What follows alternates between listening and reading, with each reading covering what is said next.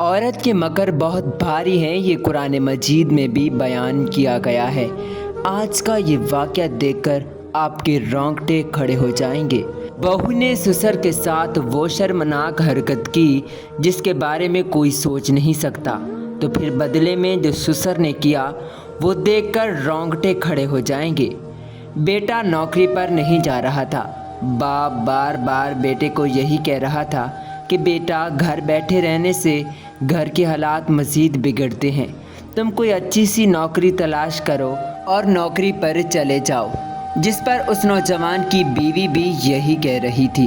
آخر وہ وقت آ گیا جب نوجوان نوکری پر جانے لگا تو اس کی بیوی کہنے لگی، میں اکیلی کیسے رہوں گی، مجھے ساتھ لے کر چلے جاؤ۔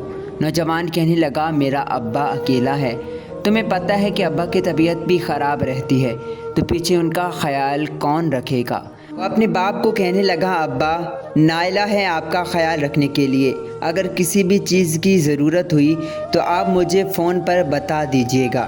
یہ کہہ کر وہ اپنے والد سے مل کر نوکری پر چلا جاتا ہے۔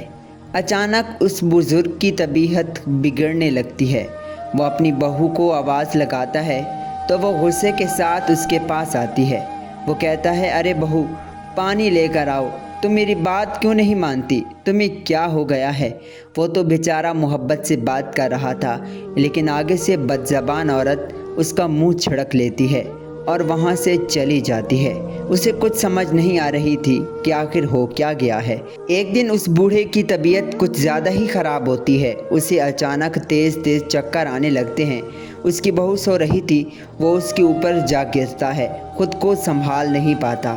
جیسے ہی بہو کی آنکھ کھلتی ہے تو وہ اسے زوردار دھکا دے کر زمین پر گرا دیتی ہے۔ بے شرم، تمہیں شرم نہیں آئی اپنی بہو کے ساتھ یہ گھٹیا حرکت کرتے ہوئے؟ تم نے خود کو کیا سمجھ لیا ہے؟ آج تو میں تیرا بندوبست ضرور کروں گی۔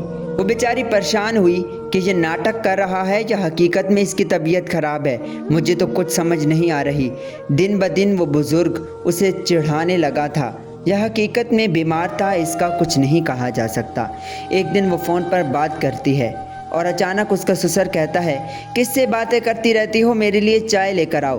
تو وہ عورت چائے کی جگہ اس کے لیے پانی لے کر چلی جاتی ہے۔ گرم پانی وہ اسے دیتی ہے تو اس کا بوڑھا سسر کہتا ہے، اتنی دیر لگا دی، تمہیں کیا ہے، صحیح سے میری خدمت بھی نہیں کر رہی۔ جب وہ دیکھتا ہے کہ چائے کی جگہ بہو پانی لائی ہے تو وہ پانی اس کے اوپر گرا دیتا ہے، جس سے لڑکی کو زیادہ غصہ آتا ہے کہ تم نے سمجھ کیا لیا ہے، آخر تم مجھ سے چاہتے کیا ہو، کیا ارادہ ہے تمہارا، صاف صاف بتاؤ۔ جس پر وہ اسے تھپڑ مارتا ہے۔ اب تو وہ جان چکی تھی کہ اس کے ارادے ٹھیک نہیں۔ وہ اپنے شوہر کو فون کرتی ہے، تمہارا باپ مجھ پر گندی نظر رکھ رہا ہے اور جہاں رہنا مشکل ہے، ورنہ میری عزت لوٹ لے گا۔ اس کا بیٹا بھی نوکری چھوڑ کر آ گیا، اس کا باپ سو رہا تھا۔ بہو موقع کا فائدہ اٹھاتی ہے اور سوتے ہوئے سسر کے اوپر چڑھ جاتی ہے اور اس کے جسم کو چھونے لگتی ہے، ایسا ظاہر کر رہی تھی جیسے وہ بوڑھا سسر ہی اسے پکڑ کر بیٹھا ہو۔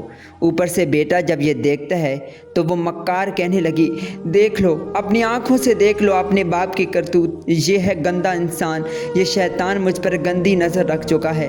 وہ بیچارہ بوڑھا حیران ہوتا ہے کہ مکار عورت کہہ کیا رہی ہے، کیا بک رہی ہے یہ۔ وہ اس کے بال پکڑتا ہے کہ اس کی بات مت مانو، یہ جھوٹی ہے، لیکن بیٹا ایک نہیں سنتا۔ وہ بیوی کے بہکاوے میں آ کر اپنے بوڑھے باپ کو دھکے مار کے گھر سے نکال دیتا ہے اور بیوی مکار سے بھی معافی مانگتا ہے۔ بے شک عورتوں کے مکر بہت بھاری ہوتے ہیں۔ یہ ہر عورت کی بات نہیں، یہ صرف اس عورت کی بات ہو رہی ہے جو ساس اور سسر کو اپنے ماں باپ کی طرح نہیں سمجھتی۔ اللہ ہدایت دے۔